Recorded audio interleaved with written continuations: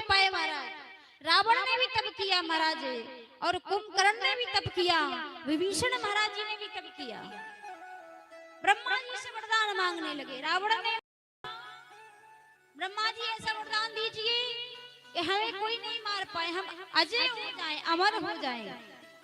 ब्रह्मा जी बोल पड़े हैं, रावण ऐसा है, जिस मृत्यु लोक पर जिसने जन्म लिया है, देवता भी क्यों ना हो, ये नहीं रह सकता।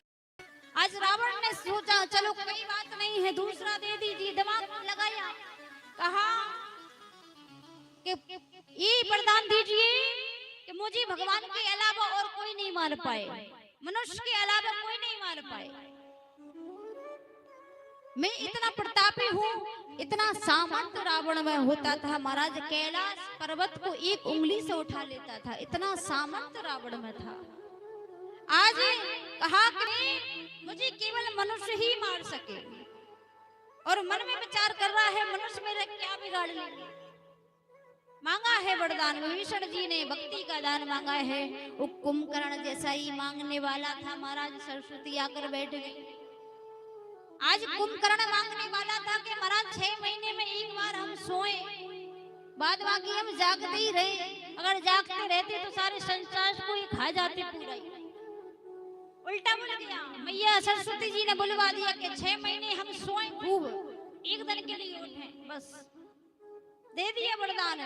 आज हम काऊ के मरे न मारे, बानर मनुष्य दुई जाति दुई मारे, केवल बानर और मनुष्य, और किसी के मरे न मारे।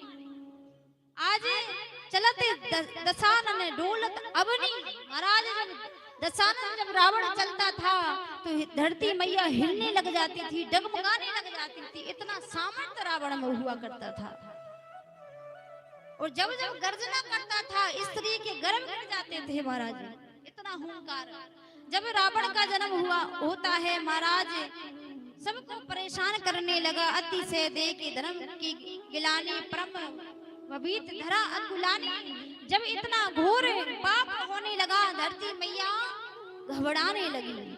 जब घबराने लगी है महाराज, गौ माता का रूप धारण करके देवताओं के पास जब मैया गई है, आज गौ माता को जब देवताओं ने देखा है, आज सारे देवताओं ने हाथ जोड़कर गौ माता से पूछ लिया, देवी कैसे आना हुआ।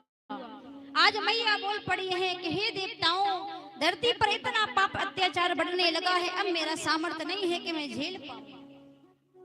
अगर जरा सा भी पाप अगर और बढ़ गया तो मैं रसातल में समा, अब मुझ में सामर्थ्य नहीं रहा, इतना पाप अत्याचार बढ़ने लगा है।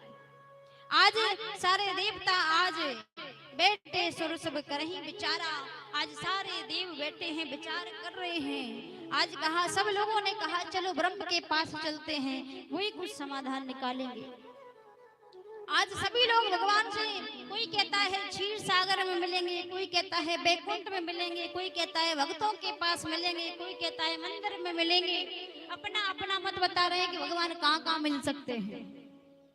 आज भोले बाबा कह रहे हैं देवी पार्वती से कि देवी हम भी उस मंडली में विराजमान थे उस समय, हमने भी एक छोटा सा सुझाव दिया था कि आप अगर देवताओं से हमने कहा कि हम भी एक कारण आपको बताना चाह रहे हैं कि भगवान कहाँ मिल सकते हैं, कि हरि व्यापक सर्वत्र समाना प्रेमित प्रगटे हुई में जाना।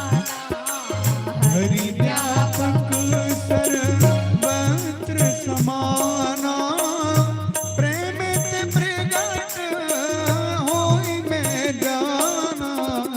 हरि व्यापक सर्वत्र समाना प्रेमित प्रगट हुई में जाना।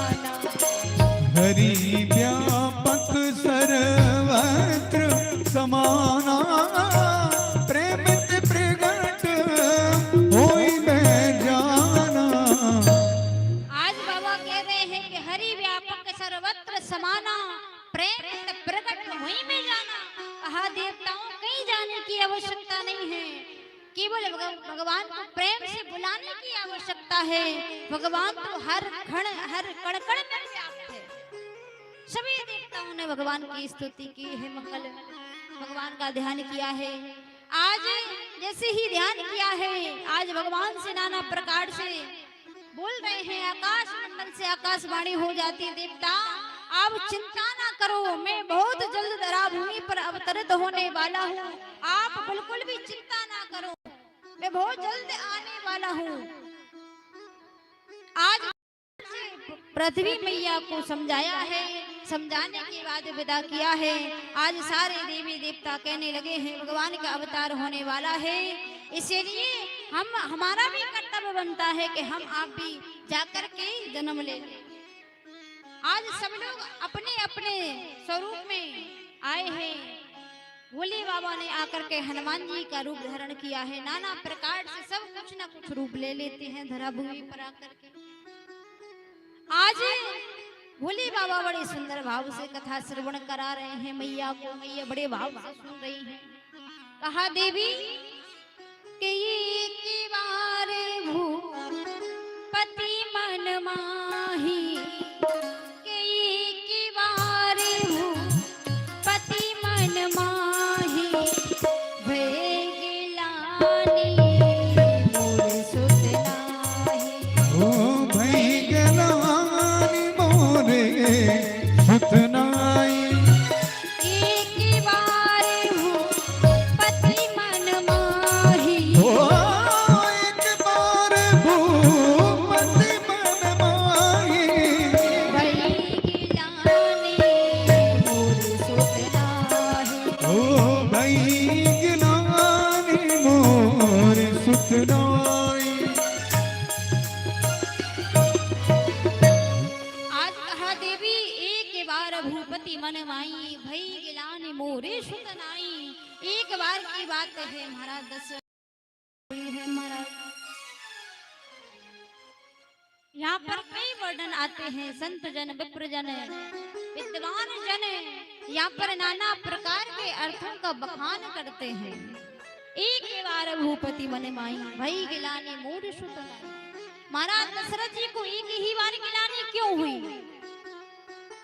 जिसके पुत्र नहीं होता वो कभी भी सोच विचार कर सकता है कि नहीं? जिसके घर पुत्र नहीं होगा वो कई बार सोचेगा विचारेगा। पर यहाँ पर तुलसीदास जी महाराज क्या दर्शा रहे हैं कि एक बार भूपति मन माई, भई गिलानी मोरे सुत नाई।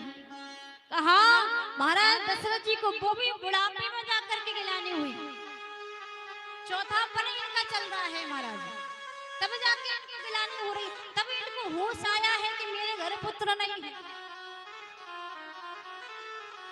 कहा महाराज एक बार की बात, महाराज दशरथ जी जंगल में शिकार खेलने के लिए जाते हैं। जब जंगल की ओर गए हैं महाराज शिकार खेलने के लिए, तरकस पर धनुष बाण लिए हैं और हिरण के पीछे पीछे भागते जा रहे हैं। जैसे भी हिरण के पीछे भागे हैं महाराज, आज हिरण ने देखा है कि महाराज मुझे मारने के लिए आ रहे हैं। आज दौड़ लगा रही है, दौड़ते दौड़ते एक महाराज नदी के किनारे पर पहुंच जाती है। जब किनारे पर पहुंची है, आज दशरथ महाराज जी ने जब देखा है, धनुष को निकाल लिया है, बाण को निकाल लिया है और जैसा ही मारने के लिए हुए, आज हिरण बोल पड़ी है कि हे राजन रुक जाइए, राजन रुक जाइए, मैं इस जल में कूद कर जान देना पसंद करूंगी, लेकिन आपके हाथों से नहीं मरना चाहूंगी। जब इतना कहा महाराज, तो आज महाराज दशरथ जी बोल पड़े कि देवी आपने ऐसा क्यों बोला? क्या मैं पापी हूँ, क्या अत्याचारी हूँ, कैसा हूँ? आज हिरण बोल पड़ी है कि महाराज आपके घर संतान नहीं है और मैं किसी संतानहीन से मरना नहीं चाहती, मुझे स्वर्ग मोक्ष की प्राप्ति नहीं होगी महाराज। जब इतना कहा है, आज महाराज जी को गिलानी हो जाती है। एक बार भूपति मन माई, भई गिलानी मोरे सुत नाही। नाना प्रकार के उदाहरण मिलते हैं।